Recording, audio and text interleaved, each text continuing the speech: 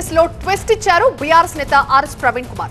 గతంలో తన phone tap అవుతోందంటూ పోలీసులకు ఫిర్యాదు చేశారు ప్రవీణ్ కుమార్.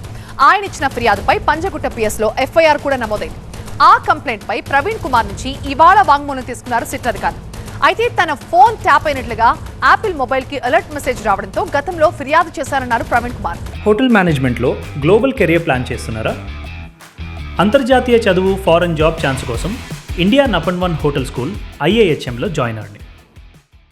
ఫోన్ ట్యాపింగ్ ను గత బీఆర్ఎస్ ప్రభుత్వం రాజకీయంగా వాడుకోలేదు అన్నారు. భారత రాష్ట్ర సమితికి ఎప్పుడు కూడా ఈ ఫోన్ ట్యాపింగ్తో సంబంధం లేదు. కేసీఆర్ గారు ప్రజలను నమ్ముకొనే మరి ప్రజల గొంతుకై తెలంగాణ తీసుకొచ్చిండ్రు. ఆ 10 సంవత్సరాలు తెలంగాణ ప్రజల ప్రయోజనాలు దృష్టిలో పెట్టుకునే పరిపాలన చేసిండు తప్ప పోలీసుల మీద ఆధారపడి ఎక్కడ కూడా మరి పరిపాలన చేయలేదన్న విషయం స్పష్టంగా నేను సిట్ అధికారులకు చెప్పిన. ఒకవేళ ఎవరైనా అధికారులు తప్పు చేసి ఉంటే వాళ్ళ మీద యాక్షన్ తీసుకోండి అని నేను కూడా కోరిన. కానీ దీన్ని రాజకీయాలకు ముడిపెట్టకండి. రేవంత్ రెడ్డి ఆడుతున్న రాజకీయ చదరంగంలో సిట్ అనేది ఒక పావుగా మారకూడదని చెప్పేసి కూడా నేను క్లియర్గా రిక్వెస్ట్ చేసిన. నా phone state sponsored hackers tap చేస్తున్నారు అని చెప్పి నాకు యాపిల్ నుంచి మెసేజ్ వస్తే ఆ యాపిల్ నుంచి వచ్చిన మెసేజ్ ఆధారంగానే నేను నాటి కమిషనర్ ఆఫ్ పోలీస్ గారికి నేను కంప్లైంట్ ఇవ్వడం జరిగింది. ఆ కంప్లైంట్ ఏమైందని చెప్పేసి నేను ఈరోజు సిట్ అధికారులు కూడా అడగడం జరిగింది. బీఆర్ఎస్ హయాంలో ఎలాంటి ట్యాపింగ్ జరగలేదన్న ఆర్ఎస్ ప్రవీణ్ సీఎం రేవంత్ రెడ్డిపై సిట్ కి కంప్లైంట్ చేసినట్టుగా చెప్పారు. సీఎం రేవంత్ రెడ్డి మంత్రుల ఫోన్ ట్యాప్ చేస్తున్నారని, అందుకోసం డార్క్ వెబ్సైట్ టూల్స్ ను ఉపయోగిస్తున్నారని ఆరోపించారు.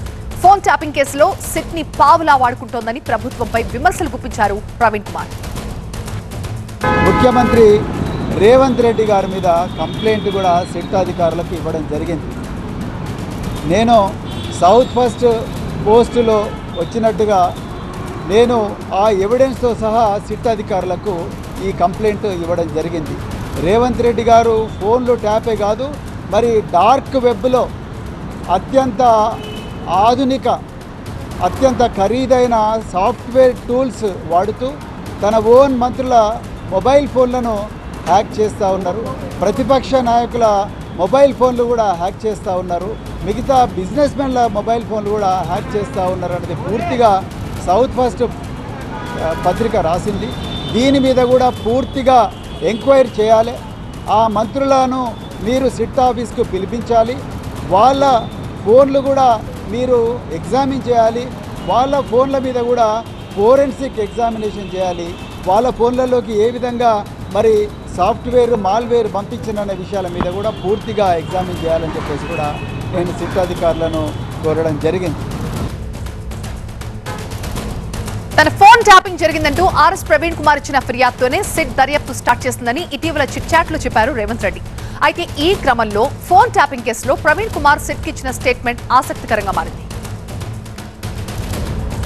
మా ప్రతినిధి ప్రణీత ప్రస్తుతం మనకి లైవ్ లో జాయిన్ అవుతున్నారు. ప్రణీత, ఆర్ఎస్ ప్రవీణ్ కుమార్ ఏం చెప్పారో మనం విన్నాం. గత ప్రభుత్వం రాజకీయ అవసరాలకి ట్యాపింగ్ ని వాడుకోలేదు, బట్ అప్పుడు తనకు వచ్చిన అలర్ట్ మెసేజ్ కారణంగానే తాను కంప్లైంట్ ఇచ్చారని చెప్పారు. దానికి సంబంధించి ఇప్పుడు విచారణ జరుపుతోంది సిట్. ఏంటి అసలు ఈ రోజు జరిగిన విచారణలో ఎలాంటి విషయాలు బయటపడ్డాయి, ఏం చెప్పారు ఆయన? అయితే ఈరోజు సిట్కి తనకి స్టేట్మెంట్ ఇచ్చిన తర్వాత ఆర్ఎస్ ప్రవీణ్ కుమార్ బయటకు వచ్చి మాట్లాడినటువంటి స్టేట్మెంట్ని ఒకసారి 2 years క్రితం ఆయన మాట్లాడినటువంటి స్టేట్మెంట్ని కంపేర్ చేస్తే చాలా క్లియర్ కట్గా మనకి కాంట్రడిక్షన్స్ అర్థమవుతాయి. గతంలో ఆర్ఎస్ ప్రవీణ్ కుమార్ స్వయంగా డీజీపీ కార్యాలయానికి వచ్చి గత బీఆర్ఎస్ ప్రభుత్వంలో ఉన్నటువంటి పెద్దలు తన ఫోన్ని హ్యాక్ చేశారు, దానికి సంబంధించినటువంటి మెసేజ్ యాపిల్ సంస్థ నుండి తనకు వచ్చిందంటూ కూడా కొన్ని కాపీస్ని గతంలోనే తీసుకొచ్చి ఆయన లకడికప్పల్లో ఉన్నటువంటి డీజీపీ హెడ్ క్వార్టర్స్కి వచ్చి డీజీపీ కంప్లైంట్ చేశారు. అప్పుడు మాత్రం స్వయంగా అప్పటి బీఆర్ఎస్ పెద్దలపైనే ఆయన అలిగేషన్ చేస్తూ వచ్చారు. ఈరోజు ఆర్ఎస్ ప్రవీణ్ కుమార్ అదే పార్టీలో ఉన్నారు. సో సిట్ దాదాపు 3 సార్లు ఆయనకి ఫోన్ ట్యాపింగ్కి సంబంధించినటువంటి నోటీస్ ఇచ్చింది. మీ ఫోన్ ట్యాప్ అయిందని గతంలో మీరు ఇచ్చినటువంటి కంప్లైంట్ని బేస్ చేసుకొని విచారణకి రావాల్సిందిగా గత 3 సార్లు నోటీస్ ఇస్తే 4వసారి ఆర్ఎస్ ప్రవీణ్ కుమార్ ఈరోజు జూబ్లీహిల్స్ పోలీసులు ఎదుట అటెండ్ అయ్యారు. అయితే దాదాపు 2.5 hours పాటు ఆయన స్టేట్మెంట్ని రికార్డ్ చేసిన తర్వాత ఆర్ఎస్ ప్రవీణ్ కుమార్ బయటికి వచ్చి మొత్తం తన స్టేట్మెంట్ అంతా కూడా మార్చేశారు.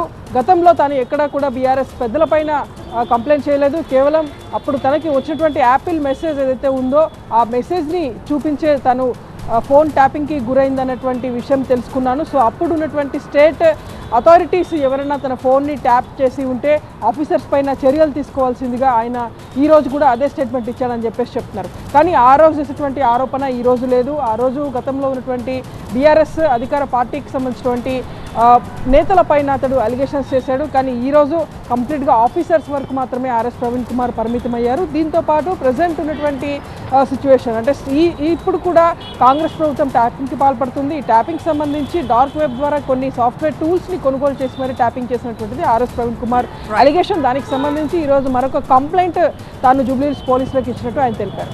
Right Praneetha, thank you.